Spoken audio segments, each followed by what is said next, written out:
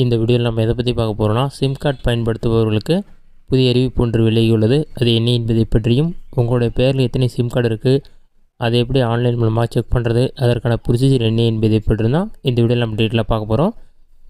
இனிமேல் பார்த்தீங்கன்னா ஆன்லைன் மூலமாக பணம் பரிமாற்றம் செய்வதற்கு, அதாவது கூகுள் பே, ஃபோன்பே இந்த மாதிரி எந்த ஆப் யூஸ் பண்ணி நீங்கள் மணி ட்ரான்ஸ்ஃபர் பண்ணாலும் இதற்கு முன்னாடி பின்கோட் நம்பரை மட்டும் என்டர் பண்ணுற மாதிரி இருந்தது. ஆனால் இனிமேல் பார்த்தீங்கன்னா அந்த மொபைல் நம்பருக்கு பேங்க் சைட்லேருந்து ஒரு எஸ்எம்எஸ் வரும்னு சொல்லியிருக்காங்க. அந்த ஓடிபி நம்பரை என்டர் பண்ணால் மட்டும்தான் நீங்கள் மணி ட்ரான்ஸ்ஃபர் பண்ண முடியும்னு சொல்லியிருக்காங்க.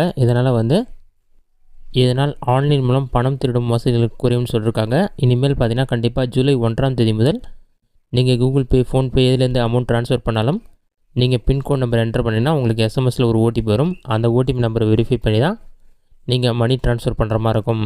இது மட்டும் இல்லாமல் ஜூலை 1ஆம் தேதியிலேருந்து நீங்கள் புதிய சிம் கார்டு வாங்கி 7 நாட்கள் தான் ஆகுதுன்னா, 7 நாட்களுக்குள் உங்களுடைய சிம் கார்டு டேமேஜ் ஆகிடுச்சோ அல்லது மிஸ் ஆகிடுச்சுன்னு சொல்லிவிட்டு நீங்கள் புதிய சிம் கார்டு பெற முடியாதுன்னு சொல்லியிருக்காங்க. 7 நாட்களுக்கு பிறகு தான் நீங்கள் பெற முடியும். இதன் மூலமாக டூப்ளிகேட் சிம் கார்டு வாங்குவதெல்லாம் தடுக்கப்படும் சொல்லியிருக்காங்க. இதுதான் சிம் கார்டு வைத்திருப்பவர்களுக்கு வெளியான முக்கிய அறிவிப்பு. இது எல்லாமே ஜூலை 1ஆம் தேதி முதல் நடைமுறைக்கு வரும் என்று கூறப்பட்டுள்ளது. அடுத்ததாக உங்களுடைய பேரில் எத்தனை சிம் கார்டு இருக்குன்னு சொல்லிட்டு எப்படி ஆன்லைன் மூலமாக செக் பண்ணுறது என்பதை பற்றி பார்க்கலாம். கூகுள் சர்ச்சில் போயிட்டு டேஃப் காப்னு சொல்லி டைப் பண்ணுங்கள்.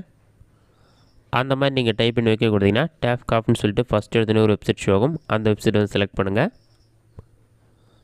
நீங்கள் செலக்ட் பண்ணிங்கன்னா ஒரு 5 செகண்ட்ஸ் லோட் ஆகிட்டு ஆட்டோமேட்டிக்காக வெப்சைட் ஓப்பன் ஆகிடும். ஓப்பன் ஆன பிறகு know the number of connections issued in your name by logging in your using mobile number சொல்லி கொடுத்துருப்பாங்க. அது இருக்கிற ஸ்க்ரோல் பண்ணி உங்களுடைய 10 டிஜிட் மொபைல் நம்பர் என்னவோ அதை கரெக்டாக என்டர் பண்ணிவிட்டு கேப்ச்சா இருக்கும், அதை பார்த்து அப்படியே டைப் பண்ணுங்கள்.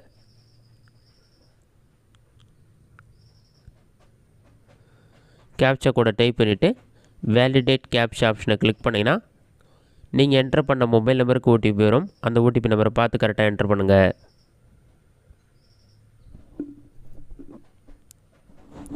ஃபோர் 52282 ஆருக்கு கீழே லாகின் ஒரு ஆப்ஷன் இருக்கும். அந்த லாகின் ஆப்ஷனை கிளிக் பண்ணுங்கள். லாகின் ஆன பிறகு உங்களுடைய பேரில் என்னென்ன எவ்வளோ மொபைல் நம்பர் ரிஜிஸ்டர் ஆகிருக்கு, உங்களுடைய ஆதார் கார்டு யூஸ் பண்ணி எத்தனை மொபைல் நம்பர் வாங்கியிருக்கீங்களோ அந்த மொபைல் நம்பர் எல்லாமே ஷோ ஆகும். இப்போ நான் ஒரே நம்பர் வாங்கிறதால mobile number registered in your நேம்னு சொல்லி 1ன்னு சொல்லியிருக்கு.